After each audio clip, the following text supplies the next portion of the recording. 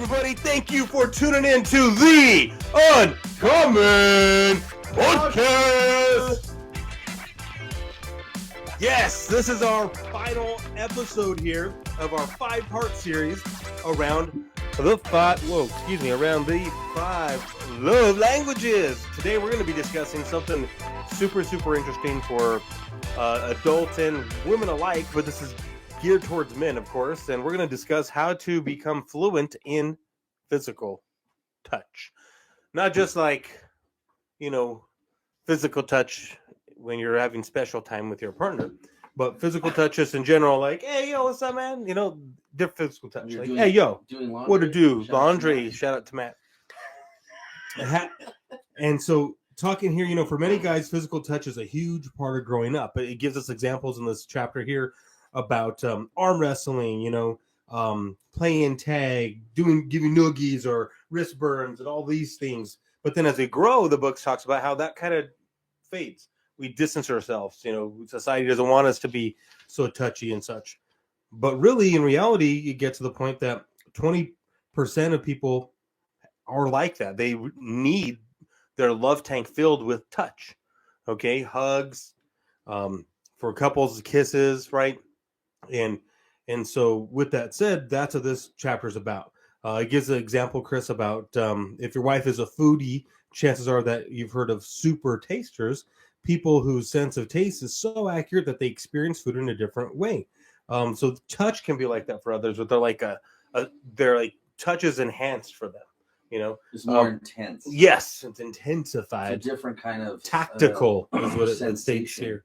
Yeah, so like when we talk about this love language, like this, guys, like this is our love language.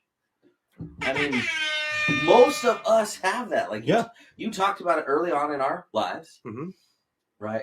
And you think about where society's going, like there's less and less opportunities for physical interaction anymore, which is why I think people are like unhappy all the time. Sure.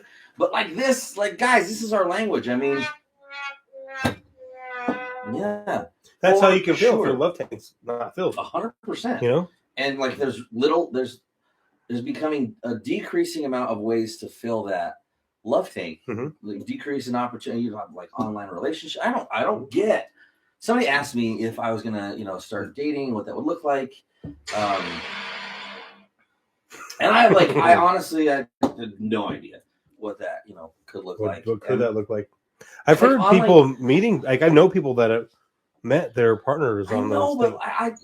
And they're married and happy. Yeah, that's cool. I'm not saying it can't be done. I can't see past like I need this face to face. I need a face to face. I need to be able to like read your body language, like experience things with you. I get not that. just talk. I want to hug you. I want to like try to hold your hand. I want to like. I want to hold your hand. Probably way off key. But I mean, like, I need this. That's one of my. You're not alone, man. Love languages. Mine too. So that's what I'm saying. One for shizzle. Especially the guys, like when we say that, they think, "Oh yeah, talk to me about like I'm physical touch. That's my love language." You know what I'm saying, bro? You know what I'm saying? That's my love language. Right. I know what these guys talking about, man, but physical touch, that's my game, baby. And there's a reason for that. That's your love language. If that's what you're about, right? And it's I like the examples of like that you gave, because I think those are really, really good ones. And if we take them for granted, right? Like just a hand on the shoulder when they're talking, or a kiss on the cheek or the forehead, or a hug when you walk through the door, or like arms around the waist, a little kiss on the neck, kind of from behind when they're doing the dishes, holding hands in public, all of the things, right? Yep. And it continues too here, though, that physical contact that wouldn't be registered with most people has the potential to thrill her, or whatever relationship that is. But this one's more so, specifically for your partner, your lover. They could change her mood, brighten her day, and most importantly, makes her feel loved and cared for. Yeah. So when you talked about, like if that's your partner's love language, anything in terms of ourselves, right? Physical touches are, well, this will kind of put things into perspective. At least this did for me. When you talked about it, like it intensifies for them. Like it's not just like a "What's up, dude?" and then like it doesn't really mean anything. but like for guys, right? We complain if we like try to make a move on our wife and they shut us down.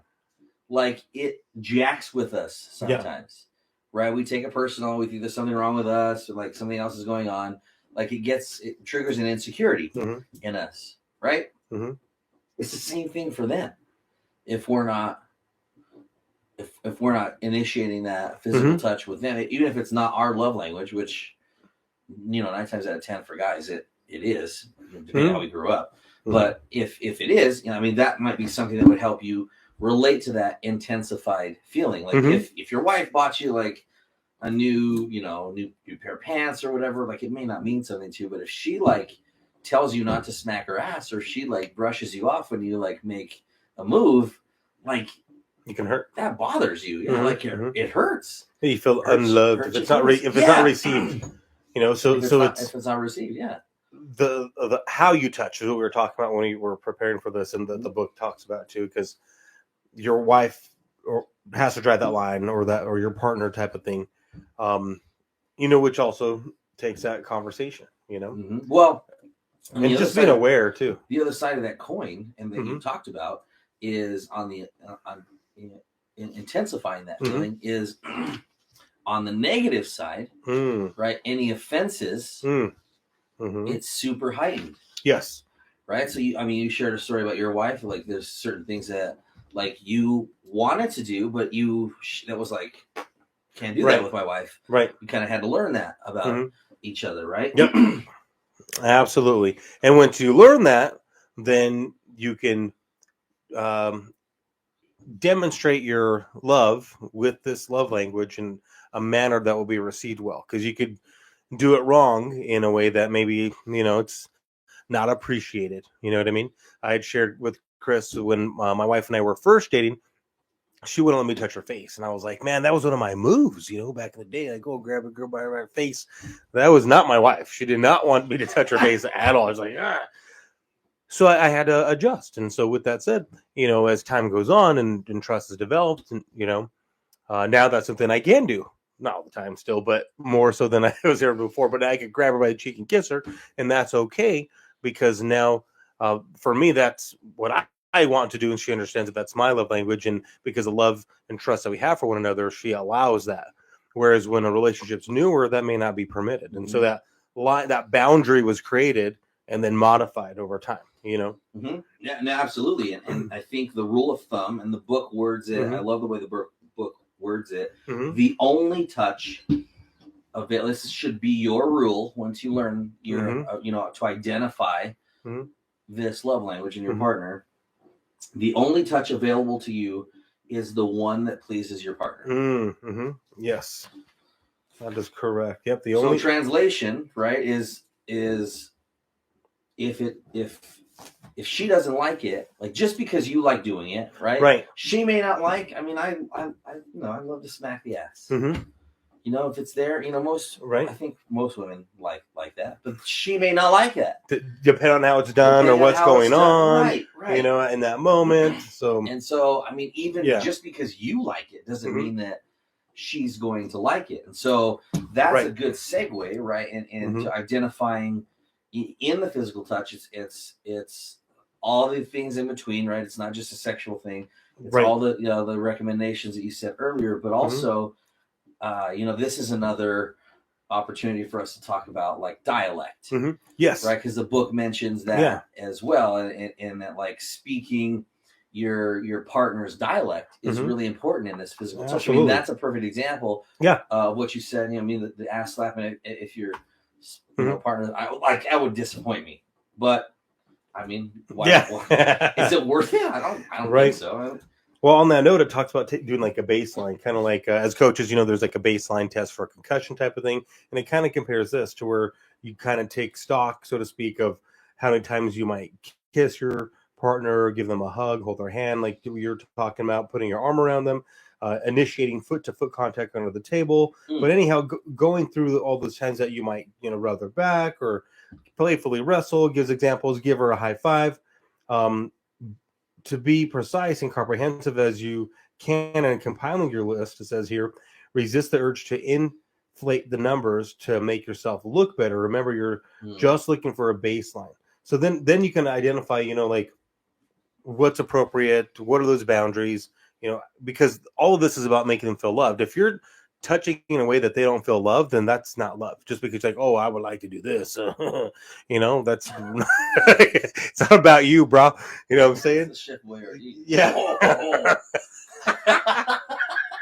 Oh, you got to show this one. On that note.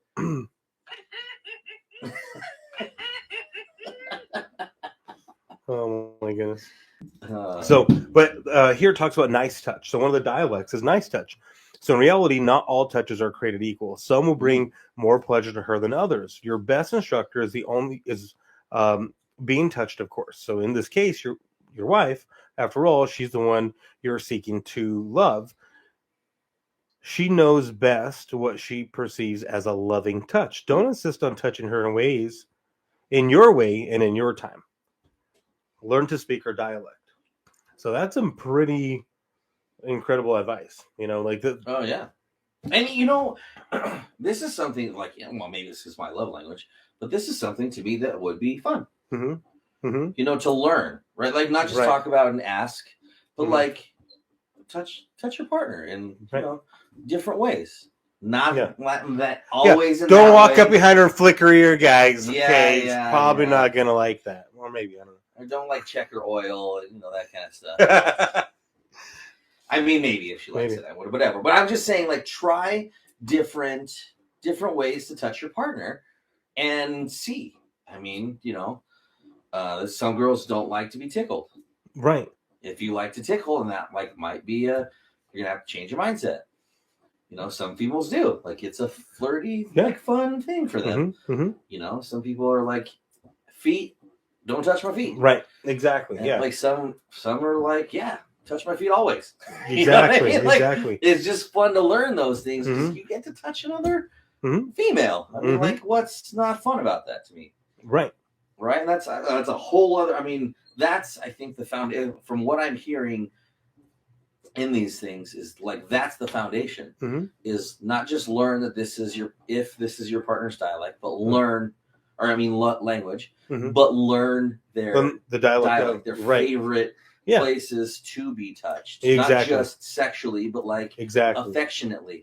I mean, love. I think that love touch, we take that for granted, but I feel like, in my experience and what I know now from making mistakes, is that love touch, that affectionate touch, is so much more powerful and gratifying.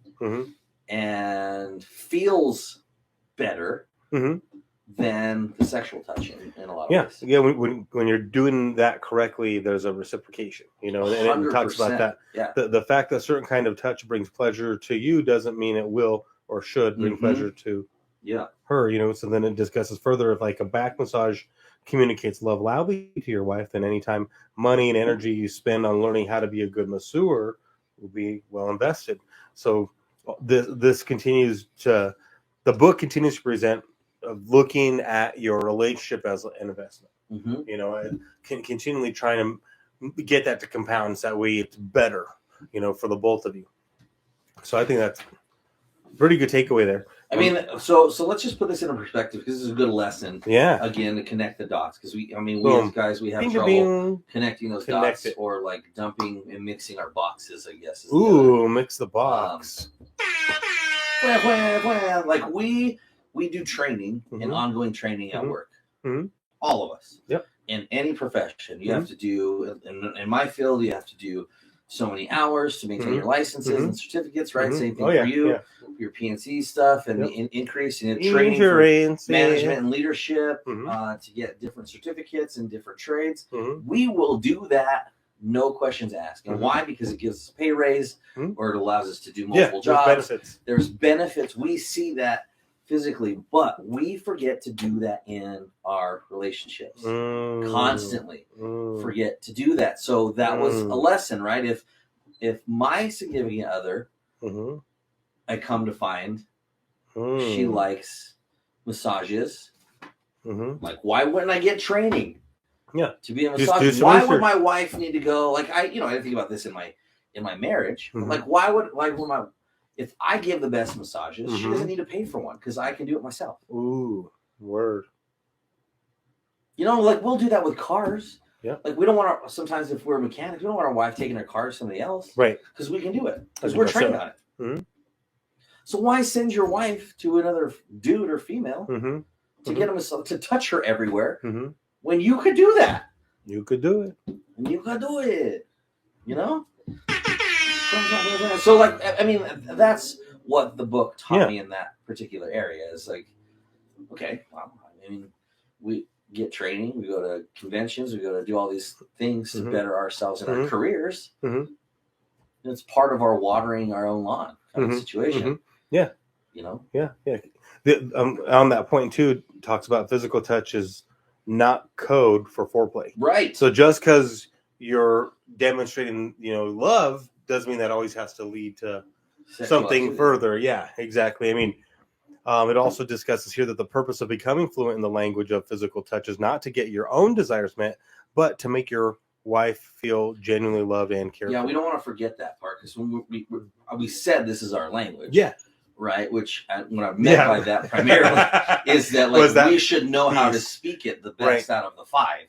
Right. Theoretically speaking.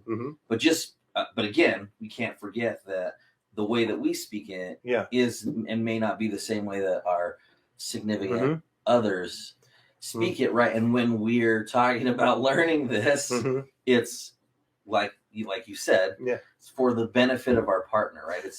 It's speaking to them. Exactly. It's not like inviting for us. Right. Right. Which results will happen. Right. Reciprocation happens, especially if that's your, it's bound to happen. Right. And it will be rewarding. But what we're focusing on right here is just talking about speaking it for them. Yeah. Yeah. The focus is your partner. Is the thing, because that's the biggest thing that I got out of this, and then that the book talks about, because it's almost like an ethical scenario where, like, hey, are you just doing these things for you so you get, like it talks about the bunch of times, like when where were we talking about words of affirmation? You can tell. You know what I mean? Be manipulative when they're not genuine. Right. The same thing with the touching. The person is not when it's a manipulative situation. When there's a motive. Exactly. When there's motive for it. Yeah, and so the book does its best to educate you on that. Like, you should be showing love, not just like, oh, if I do this, then maybe me and my baby later on, Yeah. So that's what's kind of fun about it, but it was very, educational in that aspect as well. Some of this information, which I had learned when I was much younger, but it's cool to talk about it now. Talks about 3 points, Chris, that we reviewed. 3 points that we must reiterate in the context of physical touch and sex. The first involves appropriate and inappropriate touching. Remember, it's your wife who draws the line, to your point earlier. Yeah, I love that. And then number 2, the fact that your wife's reaction to physical touch is so fraught with meaning means that any betrayal in that area will be devastating to her. So then, touching others may be in a way that you shouldn't be, because that might be unique for you and your spouse. And so, like, if you're a physical touch person, it's hard, like if maybe your spouse or partner is going to be jealous because you hugged somebody. Like, why are you hugging that person? Like, well, this is my friend since grade school or whatever, And so developing those understandings is kind of what it's getting at. Too, it also dives into, like, you don't be basically essentially cheating, because if you do that, that can cause trauma, because if that is their love language, even if it is if sexual intercourse is their love language, because it says here, if the third sexual intercourse is indeed your wife's primary dialect, nothing should stop you from becoming the best lover you can possibly be. Again, so if that's the case and you're sharing that with others, then that's not going to allow for your partner to feel loved.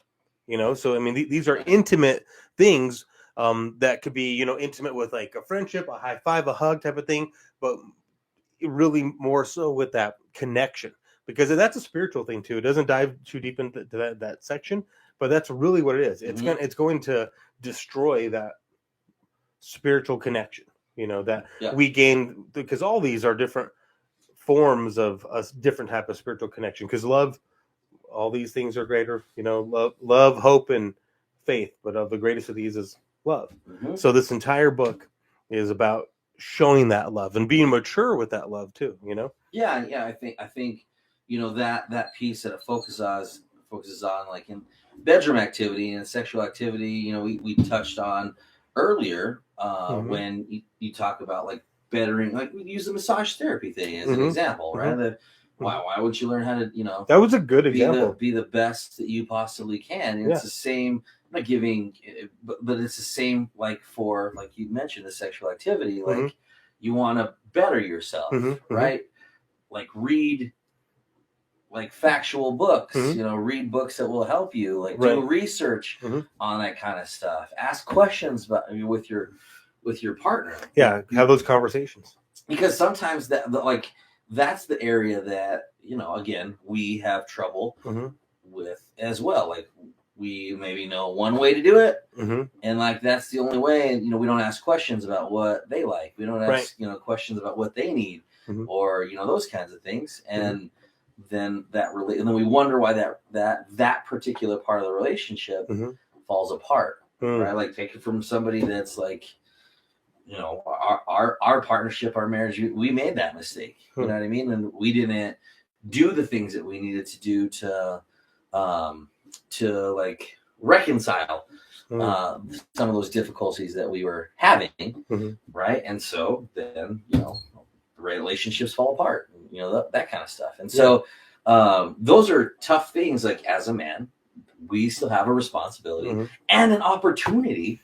That's the key right there. It's perspective to do right. Opportunity. Perspective. Like if I'm not like good, then how can I be better? Exactly. Right. And your wife, your partner, is going to be the best resource for the information. And I freaking promise you, she's going to want to make you better. So absolutely. Like let her and have fun with that. Have fun with Have fun letting her make you better. Like that. Let's go. Like but you can't do that unless you communicate and you ask these questions and you do like the book said, do everything that you can to be the best that you can for what she needs in that area, right? And then the last part, I think, of the section that in the book that talks about is doing physical touch is super important, because everything else is heightened, right? It's exaggerated, so to speak, because that's the love language. Yeah. Doing it when it's most needed. Yes, and so like crisis moments, and so this comes back to not just relationships, but relationships of moments that are difficult, such as emergencies, a loss, upheaval. The more serious the situation, the more likely we're going to hug or clasp hands and that type of thing. So sometimes just that unspoken thing where someone grabs your hand, because of whatever. I think of like Braveheart in the beginning when he loses his dad. Do you remember that? And that the little girl doesn't say a word, but she holds his hand. Who later on becomes his wife as an adult. Freedom! But for real, he's like that. That's what comes to mind. Or like, anytime there's something tragic, then you see that we can be coming together. And like to your point earlier, like that's kind of the challenge right now. Like this whole 6 feet apart and stuff like that, and now that's loosening up and things are changing, but it's almost like that was intentional to separate people, so that because then you don't feel loved, and then you're missing something. Yeah, and that's that Braveheart example is like a perfect example. I have a cousin, and so my great aunt just passed away like right before New Year's. And so then that was his grandma. And my cousin is he's a big, tough looking, dude, right? He doesn't say much. He's real quiet, keeps to himself. He's not like super affectionate and that kind of stuff. But he's a good dude. He's got a really big heart. He's just not that way, right? So and so that was his grandma that passed away. Yeah, she's my great aunt, and it hurt, and we were kind of close too, but that's his grandma, and and like that's a different kind of the different close. But so for the service, we're pallbearers right next to each other, and I probably didn't say more than 5 words like that whole day, but like when I saw him, I gave him a big old hug, right? And when he was having his moment at the burial, and just like let it out, all I had to do, and he told me this later, all I had to do was just put my hand on his shoulder, just so he could feel that somebody was there, and like and that was it. And I didn't say nothing, just that until like he was done with his moment. But later on, he shared with you how impactful that was. Yeah. That you were present in just that touch of support. Yeah, I didn't have to like fully embrace. I didn't have to have my arm around him all the way. Like it didn't have to be to that extreme. Just that like I'm here for you, without saying the words. Like that meant a bunch. Yeah, and it's a good example, man. Yeah. So. Sorry for your loss, by the way. Thank you for that. So as you can tell, I mean, these the topic of touch isn't just we joke about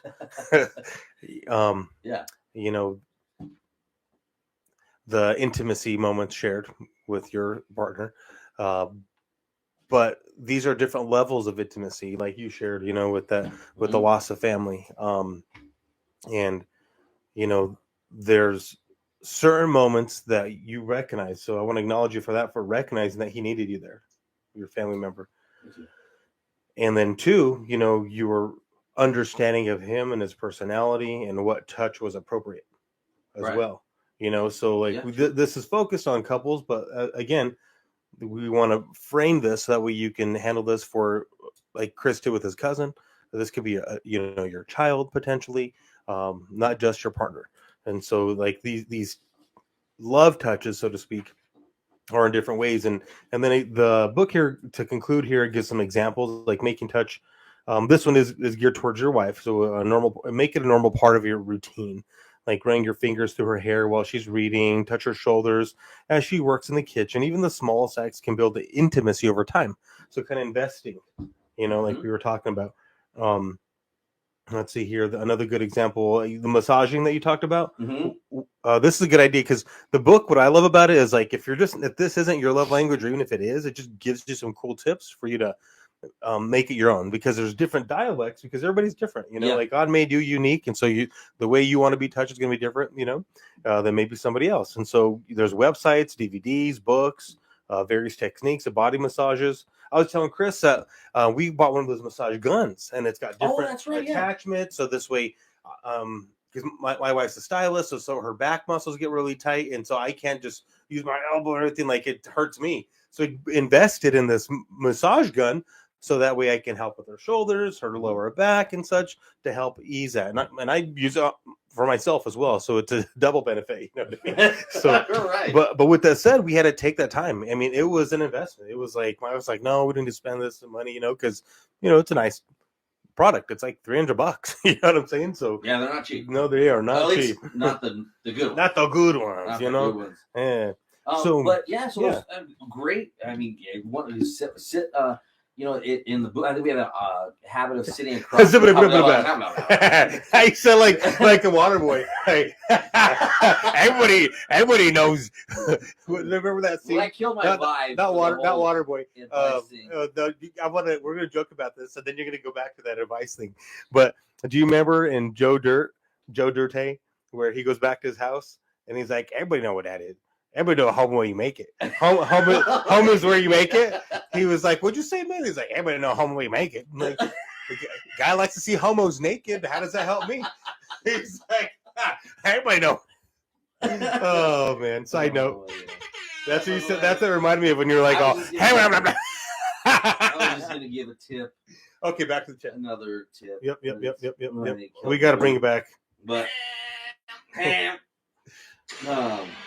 But we get in the habit of sitting across from each other in restaurants, right? Oh, yes. The one that I wrote down that like sat well with me is sitting next to.